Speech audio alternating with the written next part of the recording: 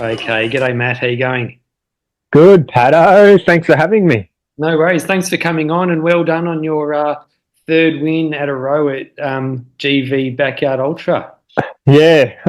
Well, thank you very much. And you played a massive part in that. So yeah, great to be here and great to talk to you again, mate. Yeah. So, as far as your Backyard Ultra journey goes, I know you ran your first one back at 2021 at MVP. How long had you been actually running for, been a runner for before that? Yeah. Oh, look, I like to think that I've sort of always been a runner. Um, you know, just like most runners, it always starts in primary school and, I did little athletics, growing up, from under sixes all the way to under 15s. I stopped athletics at junior level because, to go into senior ats, you have to travel to another town and obviously when you become a senior, other things are more important like school and life. So middle athletics was probably the main one growing up that sort of started my love for running, and when you do little athletics, obviously everyone wants to be a 100-meter sprinter. Yeah. No one joins little athletics to be a endurance runner. So very much the first part of my love for running was always, the short distances and things like that. And obviously, school athletics, sports played a big part of that. I was always, coming from a country town, I was probably always the best, at athletics in my school, in my age group. But yeah, so really, I like to think I've been a runner my whole life. Sort of stopped running for a few years during my sort of late teenage, early 20s. I sort of focused on football. But deep down, I was always I felt a runner that played football, not a footballer that ran. Yeah. So so running's sort of always been an important part of sort of who I am and my identity. But yeah, definitely didn't get serious, and I never really took it as serious as when, in my mid-20s after I sort of realised I wasn't going to be an AFL footballer. Yeah. And as you get older, football becomes a little bit harder with that sheer intensity. So I sort of transitioned back to prioritising running, and that's sort of what I've been doing ever since, Pano. Yeah. So, I mean, there aren't many people I know who are bigger backyard ultra enthusiasts than yourself. But I mean, the format hasn't really been around all that long. So, before you were a backyard ultra fan, was it like, what did backyard ultras replace? Was it football or? Yeah, good question. No, you're absolutely right. After football, I didn't go straight into backyard running or ultra running. I simply living in Melbourne, so living in an urban environment. Obviously, road running is most people's sort of running pastime, and so obviously marathon running is sort of that's the gold standard of road running. So I sort of transitioned into a marathon runner. By no means was I a superstar marathon runner. But yeah, I've ran 5 or 6, Melbourne marathons and other marathons around Melbourne.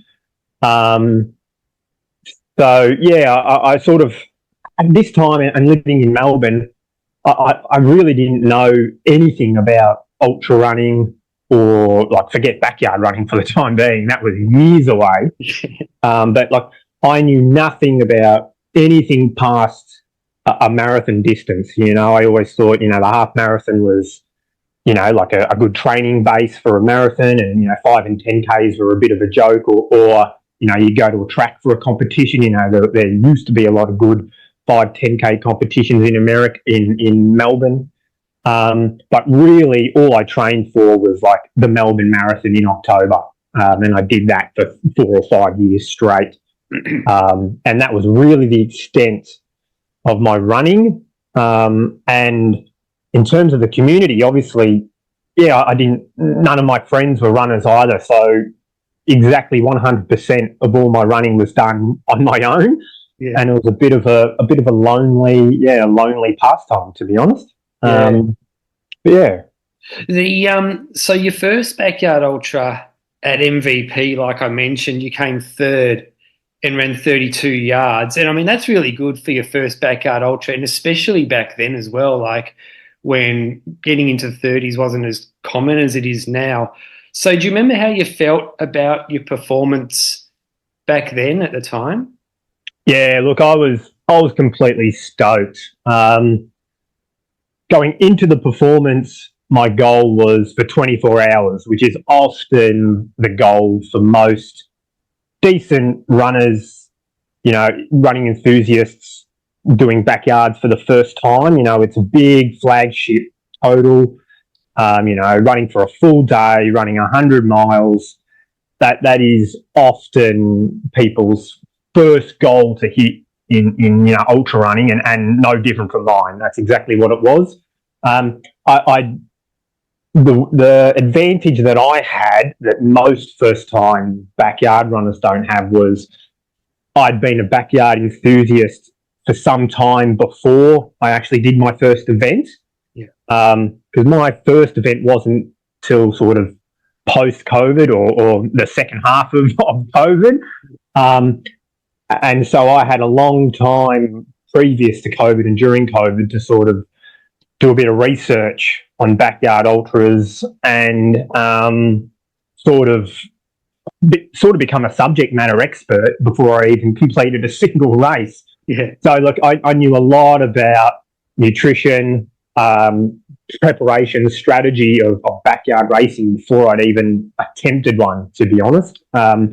Look, I was signed up for Miram Werner, obviously Victoria's and Australia's first backyard ultra before COVID, but obviously they had a couple of races cancelled in a row.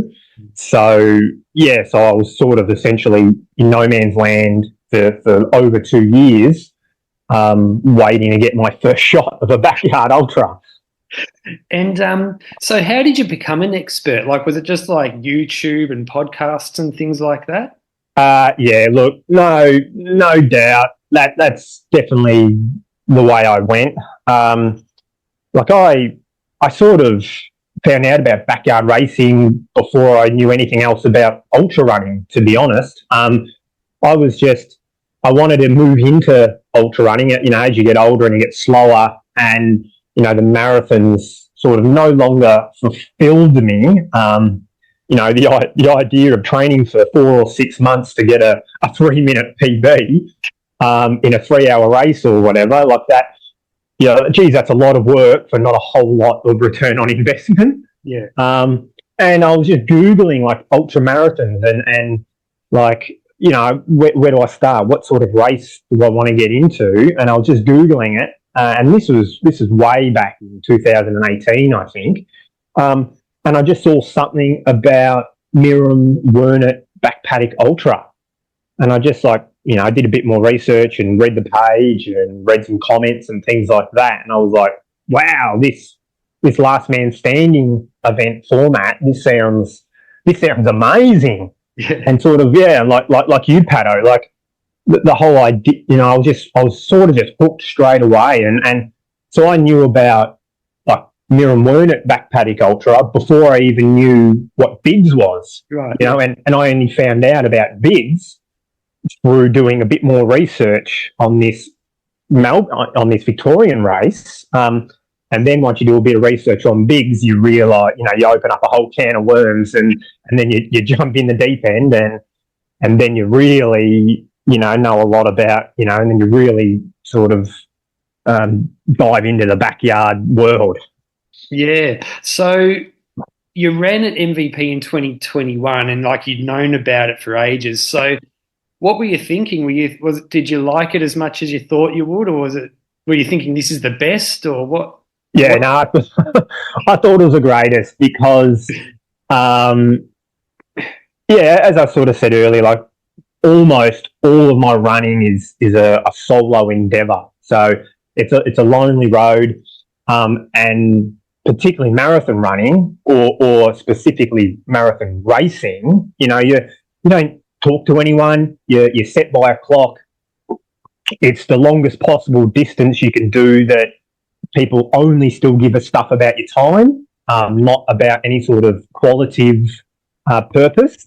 Marathon running is quite antisocial, to be honest, in the big picture of running and pastimes. And this backyard format and specifically MVP in 2021, it was like the first time I'd been exposed to a racing environment that was so social, laid back, and yeah, just like relaxed. And I really, really loved that aspect of it right from the start. Yeah. Now I know that your family are very supportive of your backyard ultra running, and they're at pretty much all your races, crewing and things like that. Were they at your first race as well? Yeah, definitely. Yeah, once again, and even back in 2021, having crews for backyard races, particularly in Australia, maybe America and Europe are a little bit more advanced at this time in the backyard evolution. But in Australia and Victoria, having big crews and big setups was still very, very small. Like I remember in 2021, there would have been no more than 5 personalised gazebos set up entirely for one athlete. Yeah. And because of the research I've done and the enthusiasm that I had for the format, I was one of them. But most of the competitors were still just you turn up with an esky and a deck chair, and a sleeping bag to keep warm, and that was considered a good kit. It really was. And it took a couple of years, and then it's obviously just changed completely. And now everyone has their own crews and all their setups with marquees and things like that. But back to your question, Pato. My wife in particular has been really supportive throughout my whole journey. Sometimes it's a bit stressful for her. I've got a young family. I've got 3 kids, all at school aged. But yeah, she's been there from the very beginning, and she's sort of come on this journey with me. Like when I first started, running backyards, like neither of us had any idea what was really a good result or what we were in for.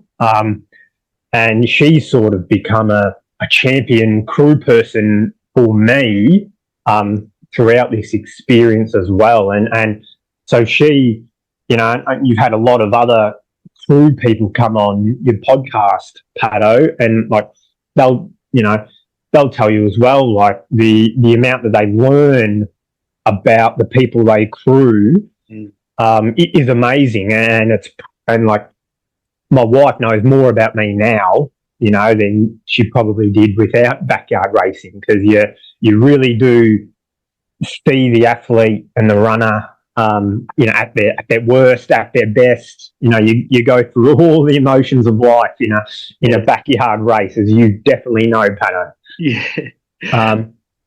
Yeah. So I talk about the MVP a lot, the 2022 race, because that was the first backyard ultra I ever did. And I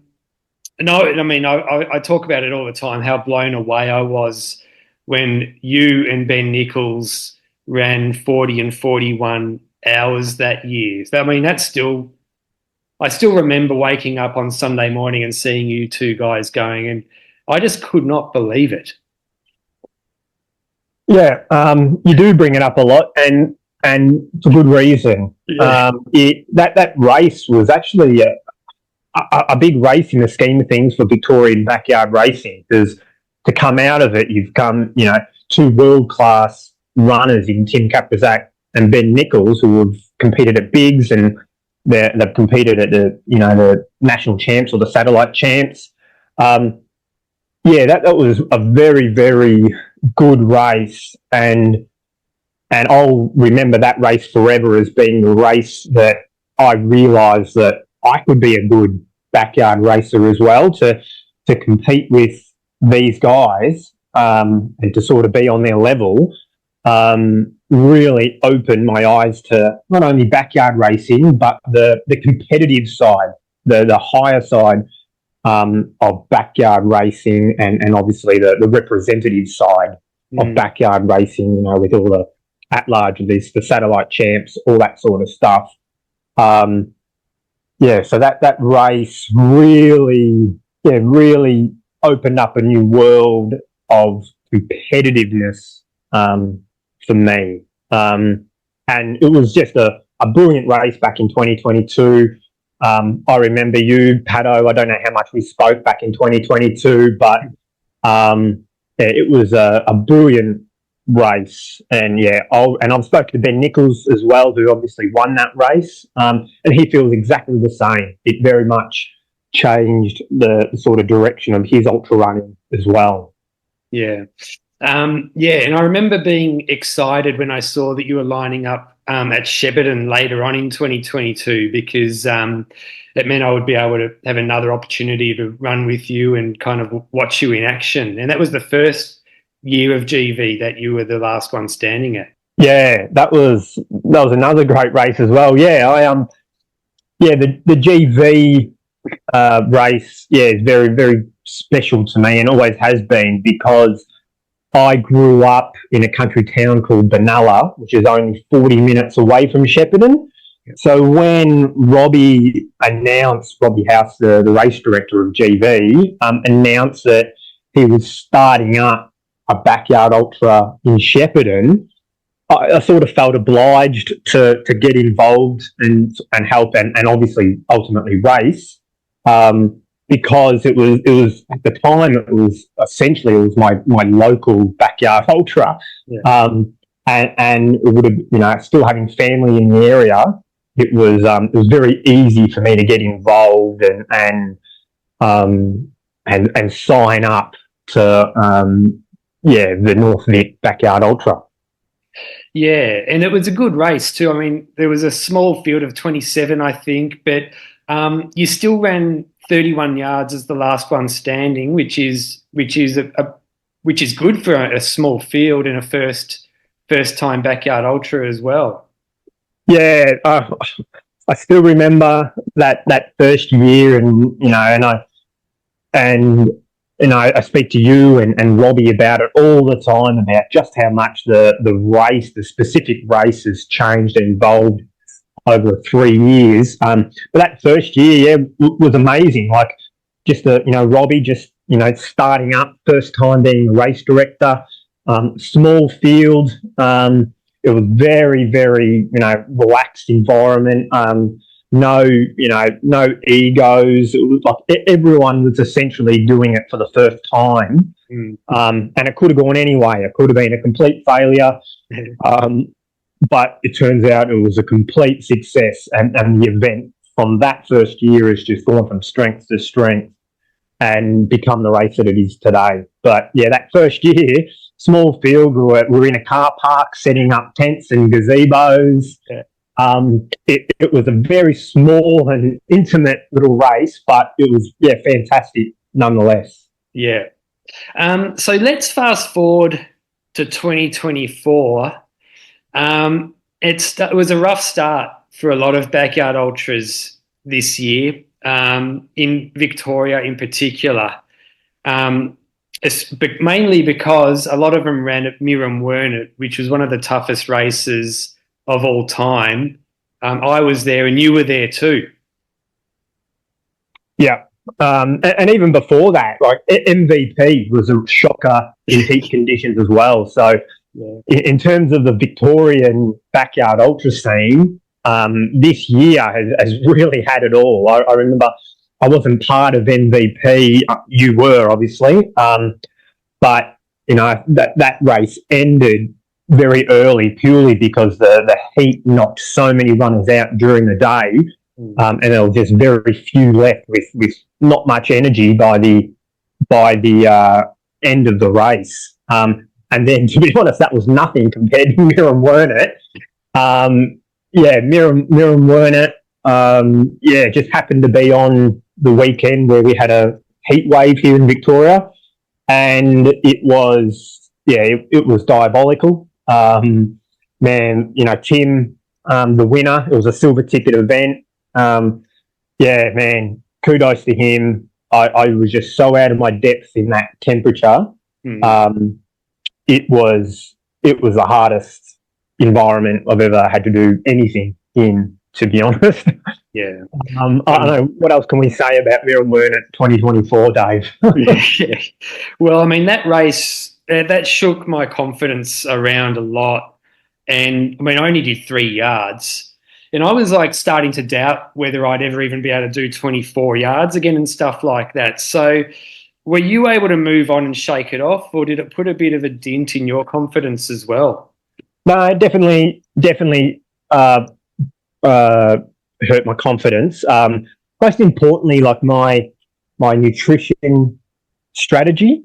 I've always drunk a lot of water during races, but I clearly never had put myself in the environment that I put myself in at Miram Wernett, which was super hot conditions, and also a mountain course, a cross-country course, neither of which I was really prepared for, and particularly the nutrition and the hydration, that hit me hard. And to be honest, to this day, I still have fears of dehydration and cramping in any race or even run that I do.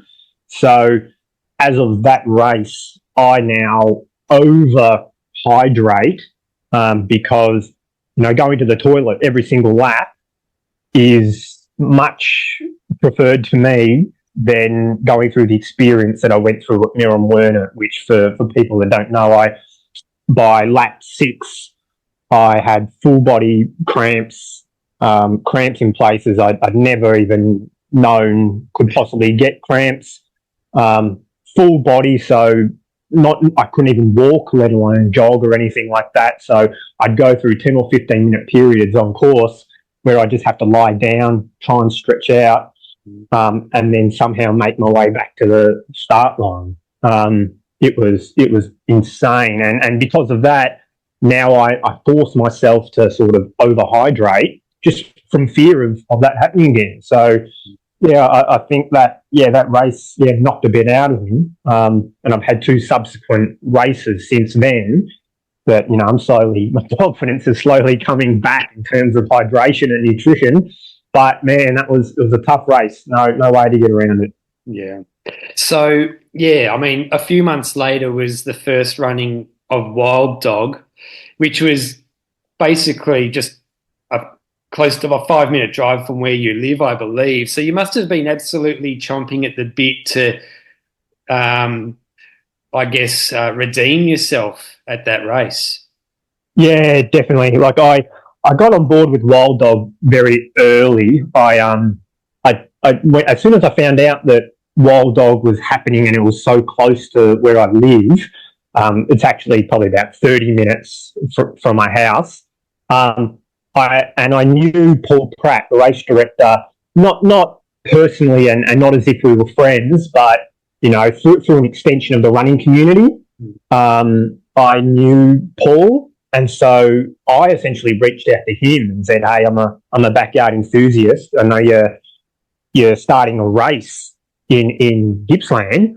How can I help, and what do you need, and of that sort." And so I was sort of involved in Wild Dog a lot earlier, before Miram Wernett. But you're absolutely right. After Miram Wernett, I was determined to sort of put in a better show than at Miram Wernett. Yeah. And as well as that, it had been over two years since that run at MVP where you ran your 40 yards, which was still your PB. So the Wild Dog field was pretty hot. And this was, I'm sure you were looking at it as a really good opportunity to run a new PB as well. Oh yeah, look, definitely. Look, the PB was great, but look, to be honest, when I fell in love with backyard ultras, I fell in love with the last man standing part of it first and foremost. The idea of running as long as possible and getting distance PBs and running as many loops as possible that the format slowly transitioned towards nowadays. I, and as we found out in 2024, like I'm still very much stuck on the last man standing format. So for me, I would still prefer to win an event in 30 loops than to come second in an event in 40 loops. Yeah. So my goal for Wild Dog wasn't necessarily to get a PB. It was to win the thing, to be honest. So that's how I sort of approached it. Yeah. I mean, it was a tough course and the reason why it was tough is because of the elevation. There were like 3 decent climbs there. It was foggy at night and it was pretty cold. But I got a feeling after talking to you after the race that it was more of the mind going before the body. Would that be right? 100%, Pato. Look, you're right about the course. When I helped sort of come up with the course and just sort of give Paul and the team some pointers about what backyard runners, especially first-time backyard runners, are looking for, and we wanted to make the course as easy as possible, to be honest.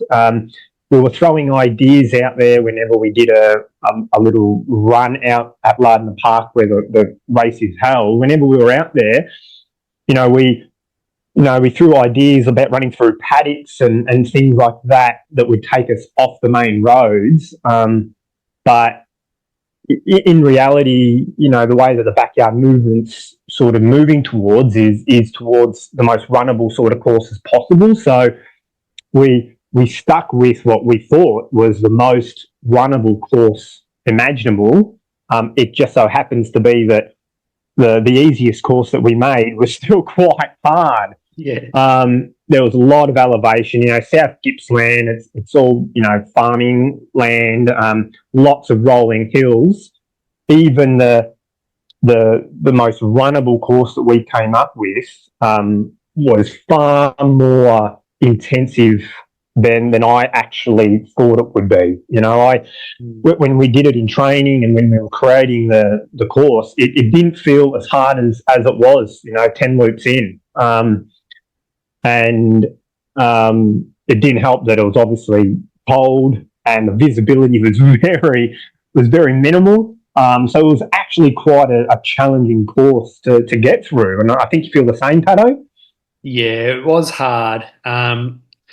It was hard. The elevation, I think, is what got me. I had some issues in my legs that I'd never had before, and I'm pretty sure it was the elevation beating my legs up to a point that they'd never felt before. Yeah. I know I got sidetracked talking about the actual course, but yeah, when you asked me about once we've spoken after this particular race, definitely my mind is what got me. After this race, my body was really strong. I was really fit. All the training that I did for Mirror Wernit, I just built on top of that because that race was so short, Mirror Wernit. I didn't have much sort of body breakdown whatsoever, so I was able to continue training from that level of fitness and endurance all the way through to the Wild Dog event. Yeah. So I went into Wild Dog like as fit as ever. But yeah, what I found out on that Saturday night or whatever was that the weakest part of my game is definitely my mind. That's what got me in the end. My body was still strong. I was still pumping out laps in 48 minutes. moving very well, eating all the food I wanted to eat. I'm very lucky. I've never had any digestive issues that a lot of people have in these events. I've got a bit of an iron gut, so I'm very fortunate in that regard. But it was my mind that got me. On Loop 42 or whatever, I just, my brain just turned me around, and I just walked back to camp, and everyone was surprised to see me, and I was like, I don't know why I'm still racing, and I rang the bell. And I think the other two, Margie and sorry, he's going to kill me for getting his name, Barry. Yeah. The assist. I think they were just as surprised to see me turn around. It was the backyard does some funny things, and it was like 3 a.m. or something, and I just forgot while I was running, and I turned around, and that was the end of the race for me. Was it one of those situations where as soon as you got back to camp and rang the bell, you were thinking, like, what have I done? Or did it take you 1 or 2 days to think that? Nah, I knew straight away that I took the easy way out, because even when I walked down the hill back to camp, before I rang the bell, the race directors like Amanda and Joel were there, and whoever was up at the time, they looked at me, and my wife also, obviously, they looked at me like, "Are you sure?" And even then, I wasn't sure. Like I was just standing there, and they were either waiting for me to turn around and run back up the hill, or ring the bell. And at the time, I wasn't even sure what I wanted to do. And in the end, I decided to ring the bell because, I walked all the way back. I don't want to embarrass myself by going out again. And I thought for a second, maybe because I've walked back and spoken to the team, maybe that counts as aid. So maybe that's a DQ anyway, because I did turn around and I did come back and talk to them. So I rang the bell. But you're absolutely right. I was completely in two minds, even up to that point where I rang the bell, which is really disappointing. And I've gone through a lot of reflections since then, and hopefully I've learned from it. Was that the biggest thing you learned from Wild Dog, just like the mindset thing? Yeah, 100%. 100%. And when we talk about GV 2024, we'll go into it a bit deeper. But yeah, I definitely took two big lessons from Wild Dog into GV 2024 that really strengthened me up from a strategic and a psychological standpoint. Because I think my body's there. Like, I do enough training, I've done enough of these races to know that, provided that I've got adequate hydration and it's not 40 degrees, my body is in pretty good nick. I'm quite resilient. I'm quite, resistant to injuries. As I've said before, like, nutrition has never really been an issue for me. So it's the mental game that I really need to work on if I want to really get better in this format. Yeah. At Wild Dog, we ran through the winter solstice, and we were right next, our marquees were right next to each other. So I did notice that you ran through that whole night without any crew. So that must have been pretty grueling, pretty tough. Yeah, look, I've said it to multiple people. That was the longest night of running I've ever done, and probably anyone else has ever done, because it was the shortest day of the year. So we were in headlamps for a full 14 hours. Yeah. It was nuts. I felt the night just went on and on forever. What I have done ever since even my first backyard race was I tend to do the first day uncrewed. Purely just to relieve a little bit of the burden off my wife and kids and team and mother-in-law and babysitters and things like that, because I find the first day and the first night quite comfortable. as a running enthusiast, it's always exciting those first few hours. Everyone's in a good mood. There's lots of people around the camp. Lots of loud music playing. Everyone's still in a really good mood. Yeah. So I find it easy to get through the first day and first night. So even since my first race that I did, I generally don't get proper full-time support until, the second day. Yeah. So 24 hours or something like that is when my crew generally comes into sort of active service. Yeah. So GV was about 3 months after Wild Dogs. So was it always the plan to go to GV, or was there a period of time we had to think about it? No, not at all, Pato. After Wild Dog and sort of the disappointment of not winning Wild Dog after being in a good position, I was quite flat and ready for a break. So I had no intentions of running GV until you and I had a chat, and you told me that you were signing up. Yeah. And then all of a sudden, they call it FOMO, all of a sudden I got worried that I was missing out on the event of the year. We both know that Shepherd in September, it's always fantastic weather, a fantastic little community there. And so I thought about it for like one day, and I was like, man, if Pato's doing it, well, I'm doing it. And so I messaged Robbie, the race director, straight away saying, look, mate, I know I told you that I wasn't going to do it, but I just can't miss out. Yeah. So I signed up the very next day, and my wife was like, what? Because I promised her after Wild Dog that was it for the year. Yeah. And so I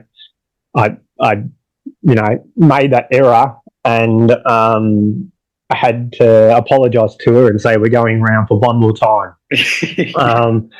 And she took her a little while to accept it, but she did. But no, you're right. I had no intentions of doing GV. I literally, I wish I had better motives, but I really just got scared that I was missing out on such a great event, an event that I've been part of for the last 2 years. And I just thought, I don't want to miss out on this. I have to get on board. And then after a little while, the idea and the opportunity to win a race 3 years in a row didn't fall short on me. It was a main motivator. Getting to that race, because the opportunity like that might never come again. So I just thought, look, let's just do it. See how it goes. This could be the greatest time of my life. Let's just try. And so I signed up. Yeah. So, I did get you said you had felt a bit flat after Wild Dog, but I got the feeling come GV that you were pretty switched on and had a pretty strong mindset as well come the start of the race. Yeah, look, you never know until you're at the hard point of a race.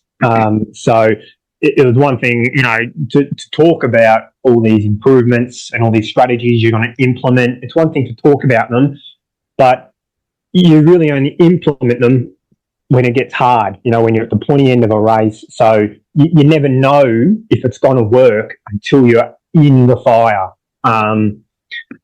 And so, all the chats that we've had between Wild Dog and GV, they're all very positive, and we talk about what we're going to do and how great the race is going to be.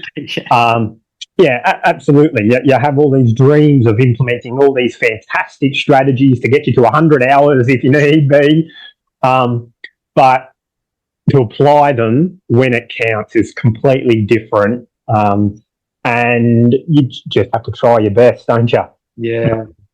But look, I tried to go in with a strong mindset, a couple of changes to my crew and my mindset. And obviously, with a good result, hopefully I can carry that to future races. Yeah. So I was going to say, like, did you go into the race with any new strategy or plan based off what you experienced on at Wild Dog? Yeah, yeah. Two main ones, and we'll get into it right now. The first one is um, GV. This last race is the first time I've had a a crewman from outside my family. Up until this race, my wife and my in-laws and my son had crewed me for every single race. And don't get me wrong, that is super valuable. They know everything about me.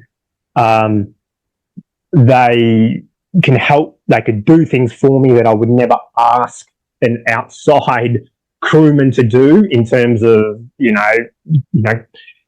fully, changing your clothes and things like that. Stuff that, like the ugly side of crewing that is uncomfortable for some people. Obviously, when it's your wife, your closest person in your world, and your kids, it's far less awkward and invasive for them. So this was the first race that I used an outside crew person, and because of Wild Dog. When it got to the really dark moments on that second night, I just felt that with my wife as my crewman, like I'm finding it hard to get the words out, but having your wife and your closest partner in life as your crew person, it allows you to go into places of vulnerability. And that is an amazing and beautiful thing in all facets of life, except for maybe backyard racing.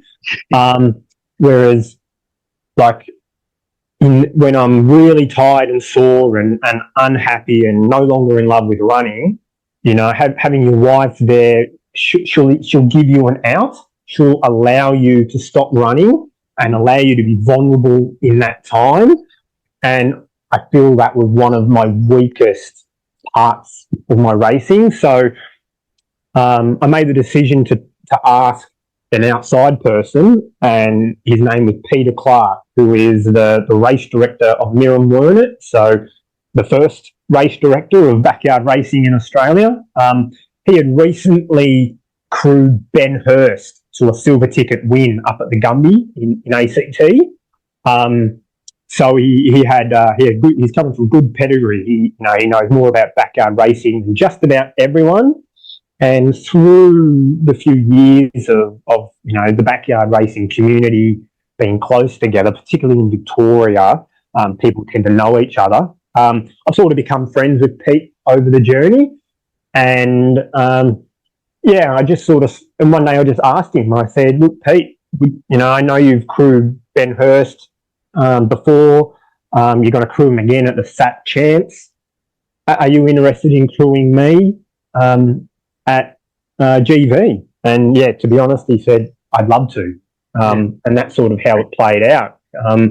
He came, and once again, because he's not my wife and not part of my inner sanctum, my family, it was a lot easier for him to just be black and white, keep me accountable, keep to a plan, keep to a strategy, and not deviate in those vulnerable moments. Yeah. And I think that is a huge game changer for me, especially with my the mental side of a race is obviously my biggest challenge point. That was a game changer for me, being accountable, having a goal every single hour, every single loop, having something to achieve.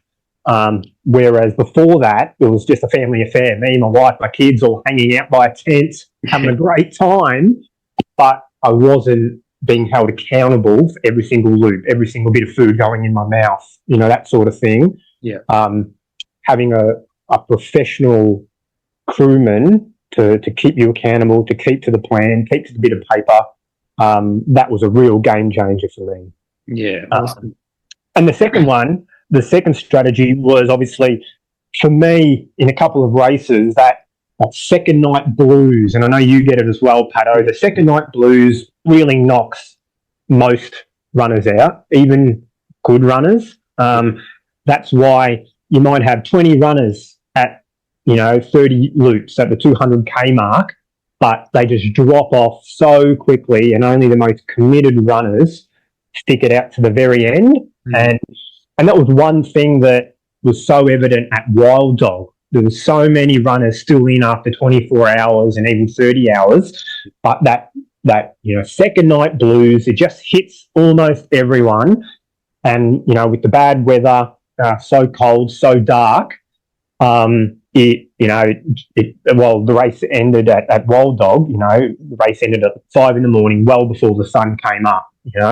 And so upon reflection, I sort of embraced that, and I thought, look, I don't think that many runners are going to be able to run to dawn.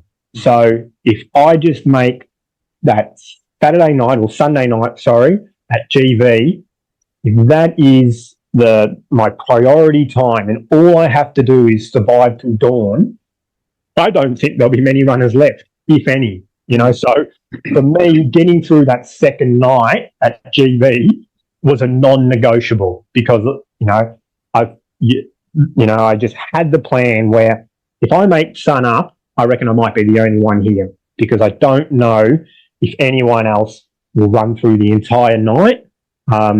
So I was mentally prepared. I can't control what any other runner does, but I was mentally prepared to comfortably run to the next dawn, because I knew that I might be quite lonely if I was still alive at that point.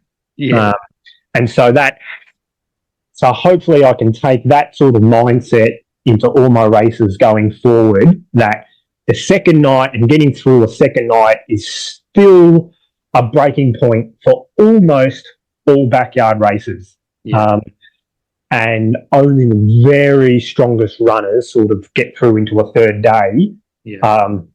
And if I can be one of them, knowing that I'm pretty good at running during daylight hours, most of the hardship of my backyard races come at night time. Yeah. I often, everyone talks about it, that as soon as daylight comes, you get a new, lease of life. Energy just sort of comes back to you, and you're set to run through an entire day. And for the first time at GV, sort of, I was, it's okay to talk about it, but I was actually mentally prepared for it. So that was a big strategy and a mental piece that I put in the puzzle to hopefully have a successful race.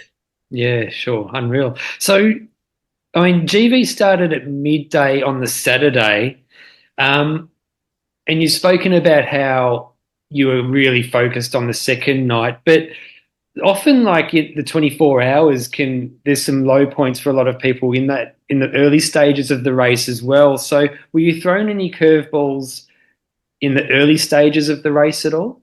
Yeah, look, Pato, good question. Look, I was, to be honest. I realised very early that maybe I was still a little bit overcooked from Wild Dog, because for such a flat, fast, runnable course that GV is, I was feeling like body soreness, like leg soreness, really early in the race. Like, I'm talking like by lap 8, I was feeling like I'd run 28 laps. Yeah. And I'd never, particularly at the GV course that I've done twice before, like I've never had that feeling that I felt sore so early on in a race that should be, a cakewalk for me, because, coming from a road running background, the fast, flatter courses tend to be more, better for my skill set. I tend to perform better on the running courses, because I'm a better runner than I am hiker. So I was very surprised when I felt sore early on in the race, and the only thing I can put it down to is that I was still a little bit overcooked from Wild Dog, and maybe I didn't have quite enough time off after that race before I started, training for this. Mm. And also, it was the first time I'd ever got a blister on my foot. Normally I've been very lucky, and I haven't had any blisters in the past. But this race, for some reason, I got one. I wear the same footwear. I can't put anything, no reason for it. It just happened. And so, we as a team, we had to deal with it, which I guess it makes this race was quite special to me because it was the first time that I really had a couple of challenges that I'd have to overcome and successfully overcame. Yeah. Sometimes if you have a problem, it might end your race. But this was the first time that I had a few issues, but I was able to overcome. And in particular, like the leg soreness, like anyone that's done a few of these knows that like leg soreness isn't necessarily a race ender. You're sore, you're in discomfort, but in the scheme of backyard ultras, like you're sore for far longer than you are not sore. So that's just part of the race. You just have to accept it and embrace it. And that's exactly what I did. Like at no point did I think that leg soreness was going to end my race. It's just I just had to accept it earlier on than I thought I would have had to. That's about it. Yeah, just a few blisters and early leg soreness, but that's about it, Pato. There was a stage in the race between, I reckon it was about 20 and 26 yards where you looked really comfortable. And when I looked at your times, it would suggest you were, because you were running pretty fast loops around 40, 43 minutes between that time period. So was that just a case of feeling really good, or was that also part of a plan? No, that was all just by feel. One thing I did feel that was different from the other years at GV was that my laps during the night were significantly slower than during the day. I remember GV 2023, that you will remember very well as well. I was burning the rubber. Like I was consistently running 40-minute loops, day, night, whatever, like that. I had no issues whatsoever. That was probably the strongest race still to this day that I've ever raced. Me being nothing went wrong, everything went right, and I was essentially in really good nick for that race. But yeah, this race was a bit different, and it felt different. I felt that particularly at night, running like 45-minute loops was quite fast and quite labour intensive, and it might be back to that leg soreness that I was experiencing a bit too early on. But during the day, I tend to always feel a bit more energised, and so those daylight loops on the GV course do naturally come pretty easy to me. Yeah. So it wasn't a strategy or anything. I just was, I was still walking the same points that I always walk. But I was probably just running the running points with a little bit more freedom. Because as you warm up, obviously your muscles tend to perform a bit better, and maybe that soreness that I was experiencing overnight wasn't having too much effect on me. So those faster laps during the day, I think they were just a natural indication that during the day, I was feeling pretty good. Yeah. And what were you doing like during those long breaks? Were you like trying to sleep, or what were you doing? Yeah, look, I try and close my eyes and have some quiet time, even from loop one. Like I'm never carrying on, sort of sitting in a chair or dancing around, going to talk to other people, which early on in a race can come across as a bit antisocial. Like everyone's still in a party mode. For the first, 10, 12 hours. Whereas right from loop one, if I've got 7 minutes off, I'm feet up, eyes closed, beanie over my eyes, not talking to anyone. And that's just trying to obviously conserve energy and sort of fighting off the inevitable sleep deprivation. So yeah, look, even during the day, if I was coming in with, a full 15-minute spare, I would, replace my food, have something to drink, eat some food, but then, quite antisocial, I would just kick my feet up, close my eyes, and look, I wouldn't fall asleep, don't get me wrong, but I'd try to relax and just sort of close off to the rest of the world. Yeah. Were there any stages of the race where you were actually falling asleep between loops? Look, I don't think so. I don't think the race was quite long enough to force me to go to sleep. Like, I try my best, but I've never, ever really been good at sleeping and during these races. And I think that maybe is what separates good runners from great backyard races. You talk to, some world level runners and they tell you that they do sleep. I have never been good at it, particularly in the first day. It's so exciting. I'm all jacked up. Like sleep, I can't possibly sleep. I'm too excited. And then the second day and second night, I want to be able to sleep. So I try not to consume any caffeine during the night. I want my body to relax so I can hopefully go to sleep.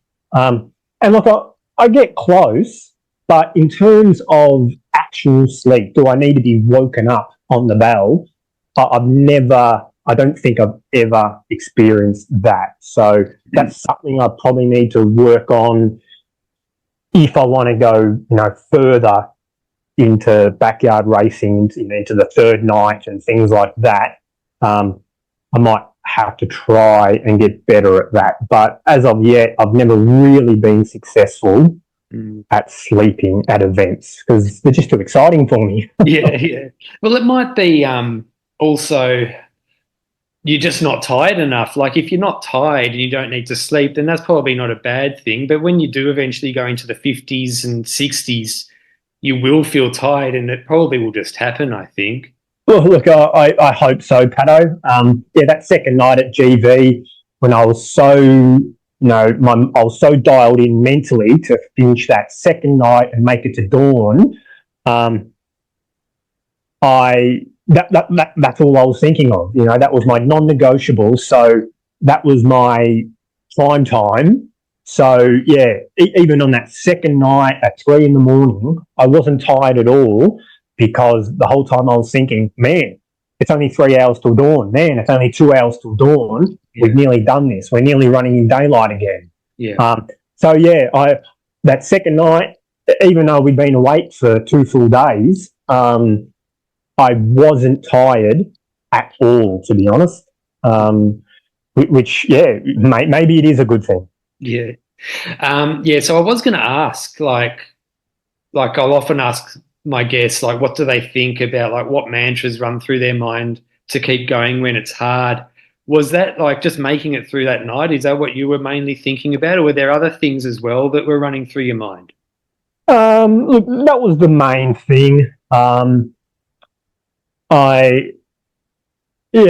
Look, to be honest, that was the main thing. Look, and I've got to be a little bit selfish as well with my honesty and say, like, the opportunity that I was given to win this thing 3 years in a row, that did play a big part. And so, being in an opportunity and when you get to the final stages of a race, and knowing that I was in this position at Wild Dog and I let it slip, I was determined not to let it slip in this race. So, my mindset was very much on, you've been given this opportunity, you've done all this hard work for 36 hours, but that means nothing.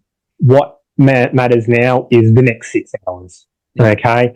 All backyards are fantastic and fun and great until the important part of the race. The only part that matters is the end of anyone's individual race, anyone's race, where they make the decision to either start again or not. And that was my mantra, was just get to the start line. If you're here at dawn, you might be the only one left.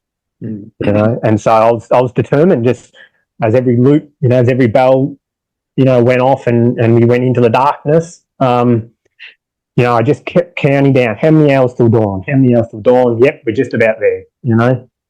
Yeah. But yeah. So one of the really cool things about this race is that, I mean, you and I were both looking at the field, talking about, there's some pretty good runners here. When we made it into, well, 7 runners made it into the 30s, and you and I were the only 2 runners who actually had made it into the 30s before. So do you remember looking around at that 30-hour mark and thinking about who was left and how much longer you think the race would go for?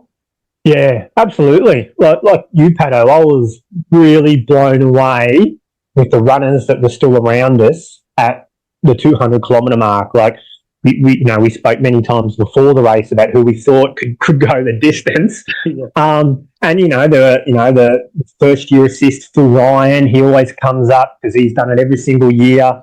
You and I both know Chris Dixon very well. We thought he'd be super strong. You know, he's a very, very good road runner. But then, yeah, as the 200K mark hit, and it was really just you, me, you know, we knew, you know, Ollie Kaprizak, who I'm sure we'll touch base on at some point, and a couple of sort of unknown, you know, to sort of, not to be rude, but people that are sort of have a bit less experienced in the backyard format. Yeah, it was amazing and really surprising to see, you know, the people that were still there. Nonetheless, your mate, Dan, right? I've got to be honest, you know, in previous events, I thought Dan was just, you know, your mate coming to hang out with you. He might run a few laps, but he was never going to be the strongest backyard racer. But this race completely changed my outlook on Dan. He's now a bona fide superstar, you know, to see him battle for all those hours, coming in with only 4 minutes spare. He was a superstar, and he's sort of no longer in your shadow. He's his own, you know, he's a bona fide backyard racer now. Yeah. I was happy to see him do so well. I knew he would do well. He had a good race at MVP. At Wild Dog, he went in there like he was a bit injured and didn't really go in with the right mindset. But this race, he was all in. He was taking it really seriously. Yeah, I could tell very early on that, yeah, he just seemed so much more professional than I'd seen in other races. Like he had his own strategy, and he looked every part, every bit like a serious backyard racer, and that was the first time I'd seen that from him. So that was. I hope he still has the bug. You know, I guess I'm asking you a question: is he going to continue in the format like you? Oh yeah, he loves it. He loves it now. I'd been trying to get him to run one for since I first started, and but he's signed up for MVP next year, so he's fired up. It'd be great. It'd be great to see him. Yeah. And then obviously there were a lot of other runners in that final 6 or 7 that were very good runners. I felt a guy that travelled down from Wagga, Jacob Garlick. I think he ended up running just 30 loops and then quitting. This was his first ever backyard race. He was super strong throughout. I think with a little bit more experience, and that's the advantage that runners like you and I have, is we've got a lot of credits in the bank when it comes to backyard racing and strategy. But being a first timer, he looked every bit as comfortable as anyone else out there, and you know, I've got no doubt in the future he could be a very good backyard racer if he chooses to go down that path. Yeah, I didn't really speak to him much out there because he had one of those big hats on, so I wasn't really able to get eye contact with him till the very, very end. But I was thinking, yeah, this guy looks really strong, and I was kind of thinking, gee, this guy might even just win it. Yeah, yep. He clearly looked pretty strong. He was still running very much on top of the ground. I don't know what goal he had in mind, but when I spoke to him after the race, he said he was super chuffed with 30 loops and 200 kilometres. Because I spoke to him on course, and he was running some pretty quick laps. So no wonder why you didn't get a lot of time with him, because he seemed to be in the front, in the front quarter of the race for the entire race. But yeah, he just told me that this was his first backyard race, and he was predominantly just a trail runner. And I thought, and when he quit, I was super surprised, because I thought watching him run, seeing, he still mechanically looked quite sound. I thought, he could be one to worry about. Yeah. Let's talk about how good Ollie was. Yeah. I don't know what I can say that anyone else hasn't said. He's a superstar. He's obviously got a super team around him. Obviously, the old man Tim, a world-class runner. So he's got the best mentor you could have. Like, the world's his oyster. What can you say, Pato? Well, the other thing that's great about him is he's such a friendly kid, and he's so fun to run with. Like, he's so chatty out there, and he's just such a really fun person to run backyard ultras with as well. Yeah, no, he's great. And I remember even on the first night, being a teenager, I still think his biggest battle will be sleep deprivation. Like I've said this many times to you guys, that like no teenager in the world can go 2 days without sleeping. Like, it's just not possible. Teenagers need their sleep. Any parent knows this. Yeah. It's just impossible, and that will be the thing that holds Ollie back for the next few years. But once his body sort of stops growing, he could be anything. And yes, he's such a good guy. Like, I spoke to him on the first night, and he was already slurring his words. He was already sleep deprived on the first night. And for him to make it all through the night and the next day, and then mostly through the next night as well, just a super, super effort. And if he continues to run, and not necessarily backyard ultras, but just continues to run well, and that involves doing shorter stuff as well. At his age, he should be doing the shorter stuff as well, and not running far, but running well and running fast. He could be anything.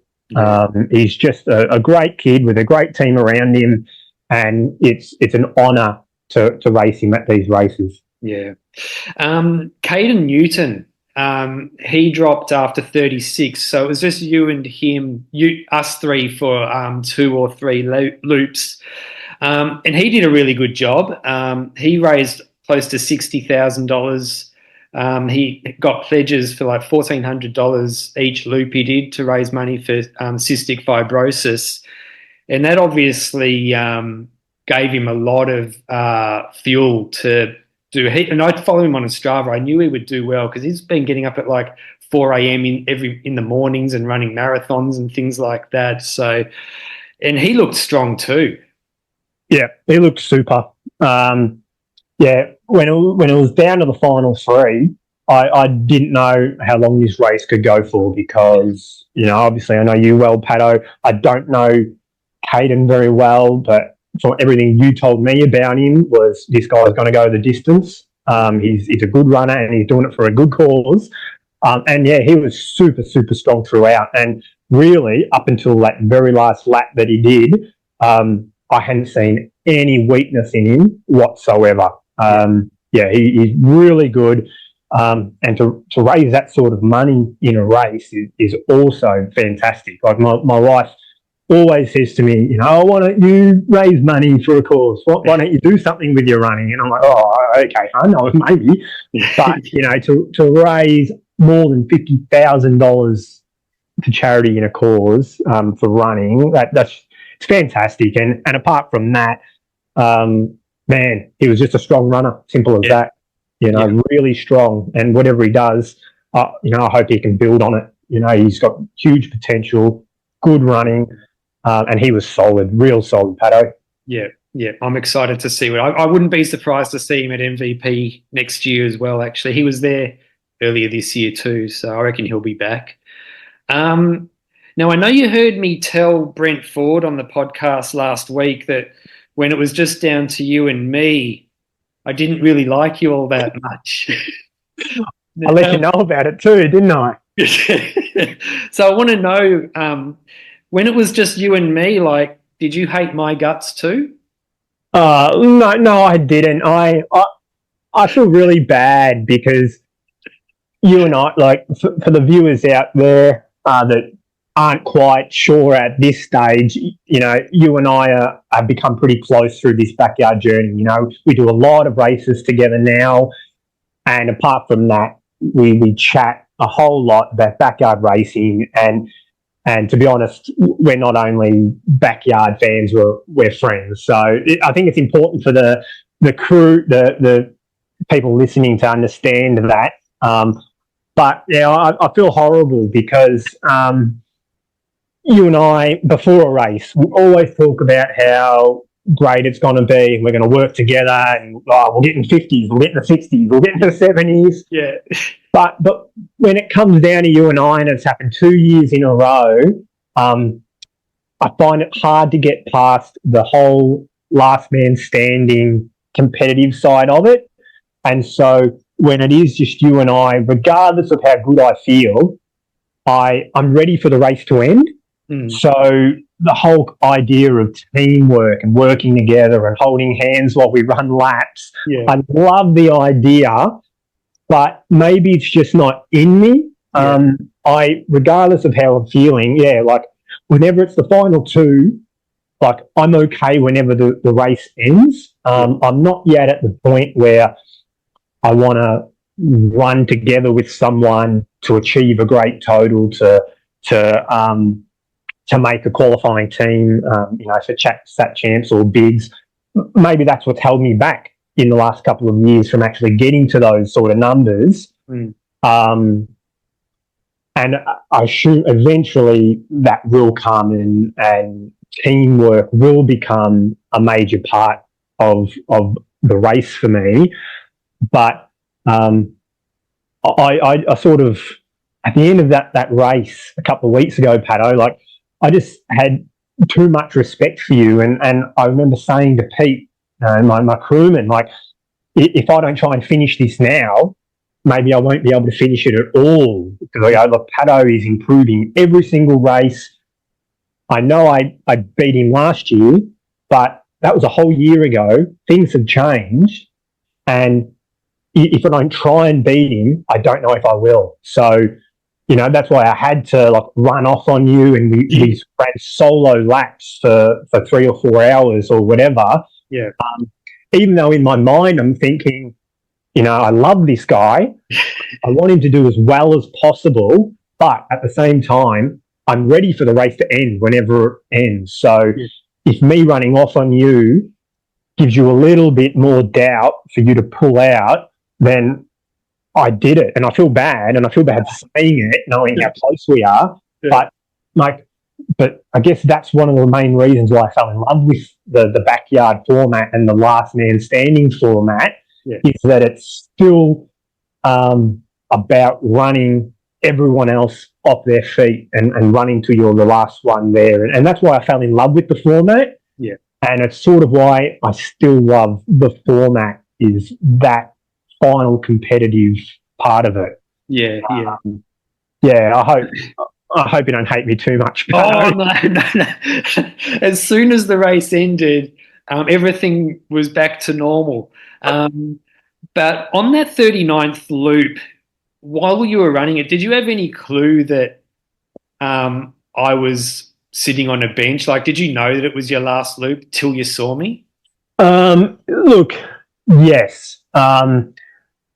People that are listening that have done the GV race before, they know that when you get to the top of the hill, which is essentially exactly at the halfway point, you can turn around and you can see headlamps from kilometres away.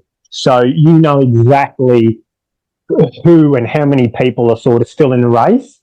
And when I got to that top of the hill and I didn't see a head torch at all, like last year, because it sort of played out the same way, to be honest, I didn't see a headlamp, and so I intentionally sort of slowed down a little bit to try and see a headlamp. Yeah. And when I didn't see a headlamp, I sort of accepted that you either stopped or turned around and walked back to camp.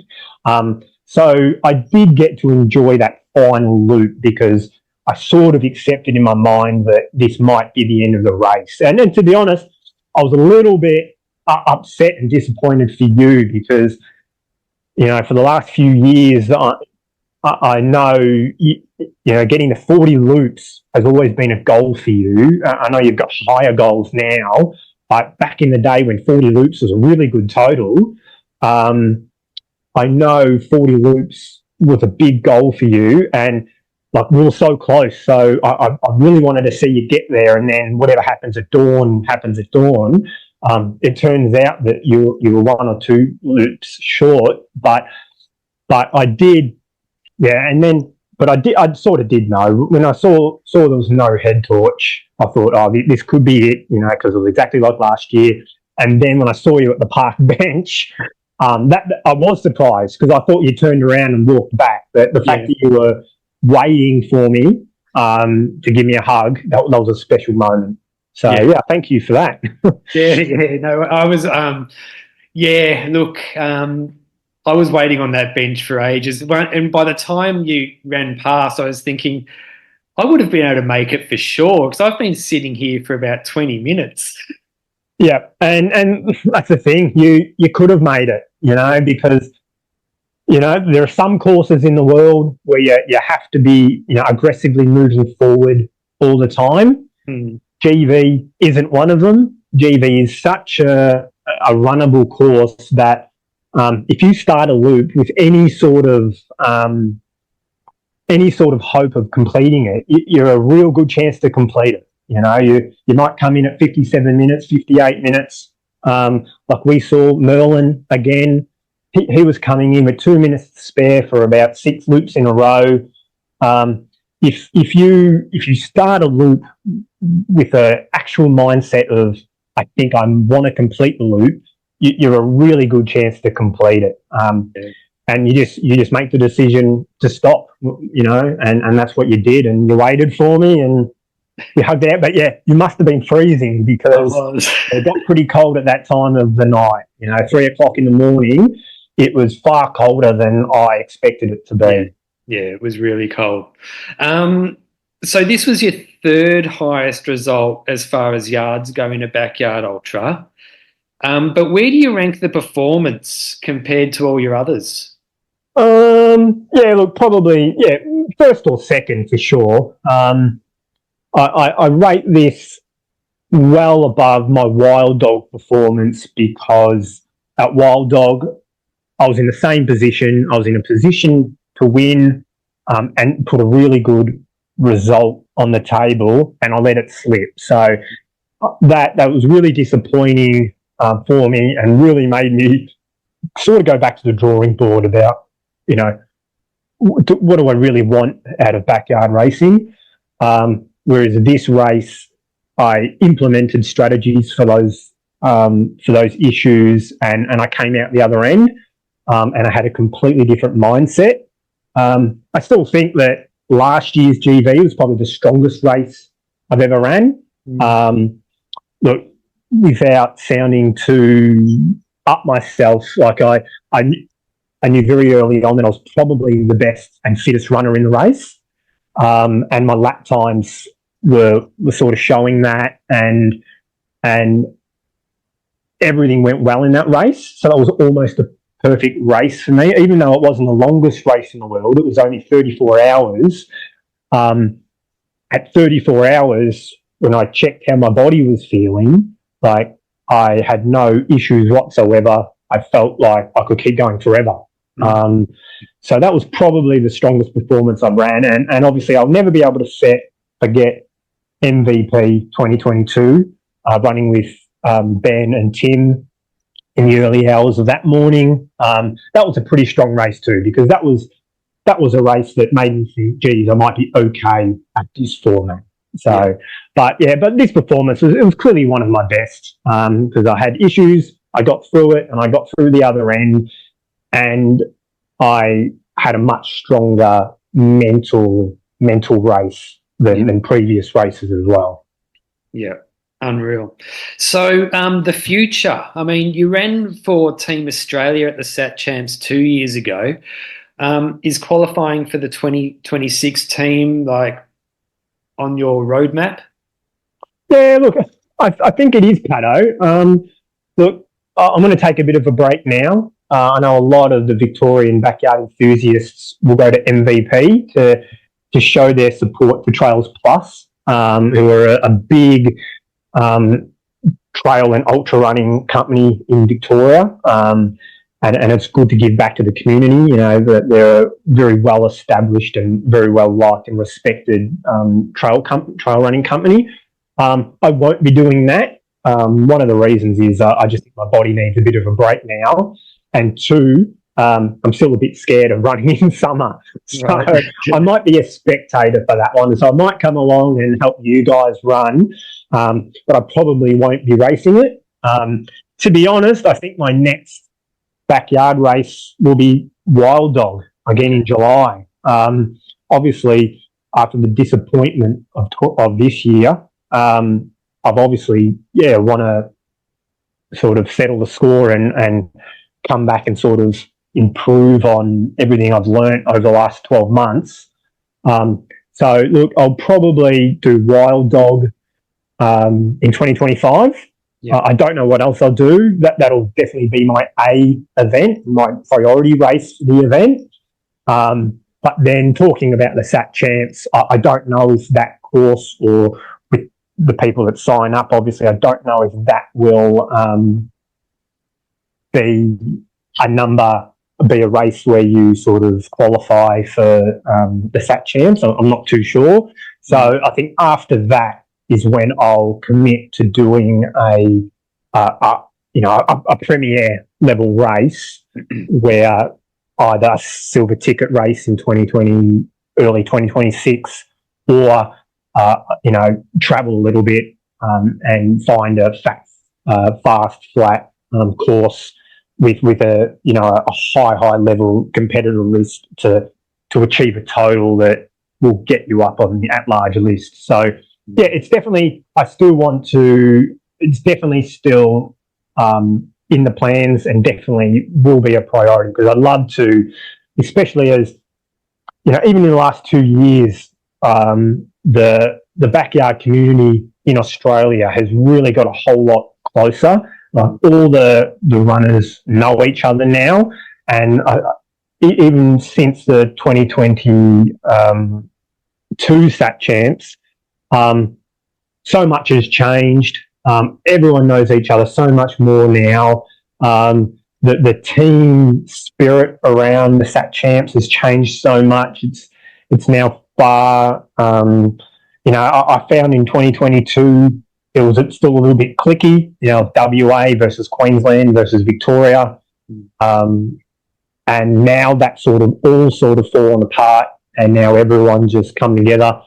And I think it'll be a fantastic Sat Champs in October, just in a few weeks' time. But yeah, look, early 2026 or next year, I'll find a high-level race and try and qualify. I definitely want to be there again.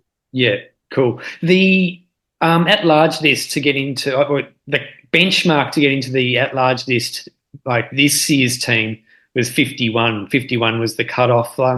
What do you reckon the cutoff will be for the 2026 team? Yeah, look, it'll be very high because, I know Sean, the race director, he's giving the team this year every opportunity to run as far as they possibly can. So I can see 10 of the athletes that are racing go well into the 60s, to be honest. So if that's 10, well, there's only 5 spots left. So, I know there's a few silver tickets to be won. and they could be won at any distance. But in terms of the at-large list, look, I think it'll be the other side of 60, to be honest, because there'll be a lot of runners that run 60 in October, and that still gives 2 more years of qualifying. So that number will be pretty high, you know. I don't expect it to be less than 60. Yeah. I think the median at the last Sat Champs for the Australian team was about 48, and I reckon it will be 72 in a few weeks. So they're going to go close to winning the whole thing, I think. Yeah, look, we spoke about this before privately. I absolutely agree with you. I think Australia has the team that can win it. There are a couple of soft silver ticket wins, but the athletes that won them are super athletes in any regard. So there's no reason why Australia can't win it. You know, unless there's an accident like 2 years ago where someone falls asleep on Loop 27 or someone comes into it with a knee injury. If all the athletes are fit and ready to race as far as they can, I honestly think Australia can win it. Absolutely. Yeah. And there could be five runners, 6 runners, 70, 80 loops, you know, which would be unheard of for a team event. And I think that there'll be a handful of runners aiming to go into the hundreds as well. Why not? You know, why not? Like I know you'll do a separate podcast solely on the Sat Champs coming up in the next couple of weeks or whatever. But look, I'm not sure if anyone thinks or believes they can beat Phil Gore on his own home turf. I'm not sure of that. We'll find out. But there's still a huge handful of runners that do believe they can run 100. Yeah. So if that's the case, then not only will Phil have his work cut out, obviously, but you know, if that even comes close to coming to fruition, then Australia are absolutely in the box seat. Yeah. So Matt, you probably know that I like asking my guests for their 3 backyard ultra tips. What are yours? Good. 3. Okay, tips. Have fun, particularly in the first day. I'm guilty of being antisocial in a few events, particularly in the early ones where I thought I knew more about the format than most of the other competitors. I sort of stuck to myself. You know, I run my own pace. I'm very reluctant to run with other runners because I'm very much a firm believer that anyone else's pace is the wrong pace for you. But I definitely do believe that, particularly in the first day, have as much fun as possible, because you'll get to a point where it's no longer fun and you're just doing it, A, to win the race, 2, or B, run as far as you can. And at that point, it becomes less fun. You know, it's work. But the first day, or for any backyard runner out there, just have as much fun as possible, particularly when the going's good, before you get sore, before you get tired, before you get a bit frustrated and short with people. Have as much fun as possible.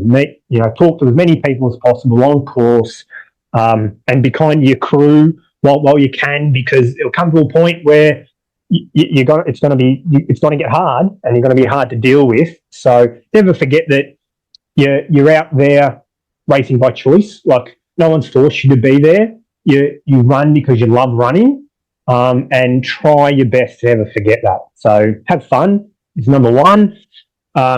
2, have a race strategy. Like, not every race or runner, will have a strategy so thought out and analytical like Phil Gore.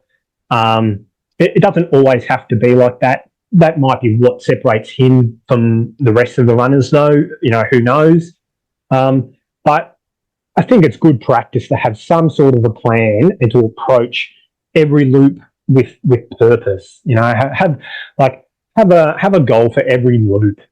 it doesn't have to be, to hit this time or whatever, but as long as every loop, every hour has purpose, you're achieving something, and it might stop the race from being as boring as they sometimes can be. Having a strategy, when you want to eat, when you want to change your clothes, when you want to change your shoes, all that sort of stuff. If it's written down, it makes it easier for your team as well, so that if they get you in a bad mood, they're not fighting with you. They can go, look, it's written down. Let's get some fresh socks on, mate. You'll feel 100% better. Yeah, okay, it's written down. Let's do it. Even the smallest strategy is better than having no strategy at all. Yeah. And number 3, my big one, is carry water or nutrition with you. One thing I've realised and learnt through this journey is that by carrying hydration with me, it reduces one more thing that I have to do when I'm resting. Whereas if I consume, I carry a mix of tailwind and water on every single loop. And what that does is it means that at least in every single hour, I'm consuming hydration and some base calories. So at least even before I get into my camp and before you finish the loop, you've at least achieved something you need to tick off. You've had some food, you've drank water, everything else is now a bonus that you can build on.